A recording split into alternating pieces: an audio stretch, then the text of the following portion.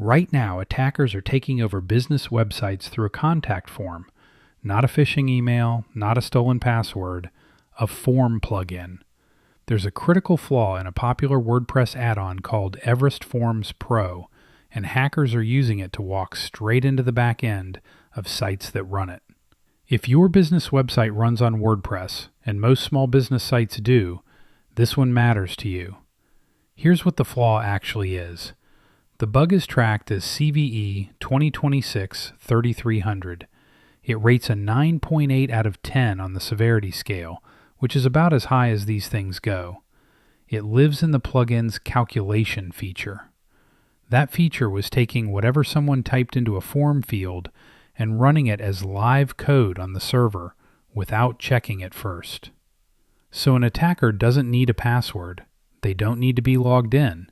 They just submit a form and the server runs their code. That's called unauthenticated remote code execution, and it's the kind of hole that turns a website into someone else's property. What are they doing once they're in? The most common move is creating a hidden administrator account. Security researchers have watched the same fake admin get added to site after site, same name, same email, over and over. Once they have an admin account, they install a web shell, which is a little control panel that lets them come back whenever they want. From there, they can steal customer data, redirect your traffic, plant malware, or just sit quietly and wait. The website still looks fine to you. That's the point. And this is not a handful of incidents. Security firms have already blocked more than 29,000 attempts to exploit this single flaw.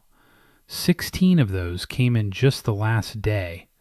The attacks started in mid-April, and they have not stopped. This is automated. Bots are scanning the entire internet, looking for sites that run the vulnerable version, and when they find one, they hit it. Here's the part that should bother you. This was already patched. The fix came out March 18th. The flaw was made public March 30th. The attack started 2 weeks after that. So every site that got hit had a fix available and just hadn't installed it yet. That's the gap attackers live in. The patch exists, but somebody has to actually apply it. And on most small business sites, nobody's watching. The site got built 2 years ago, it works, and no one has logged into the admin panel since. Now connect this to your business. Your website probably has a contact form, a quote request, an appointment booker. You may not even know which plugins are running it. Somebody built the site, maybe an agency, maybe a freelancer who's long gone. When one of those plugins has a hole like this, your site becomes a way in. And a compromised website isn't just embarrassing. It's a data breach if customer information leaks. It's downtime if they take you offline. It's fraud if they redirect your payments. Every one of those is a real cost, and every one of those is an insurance question.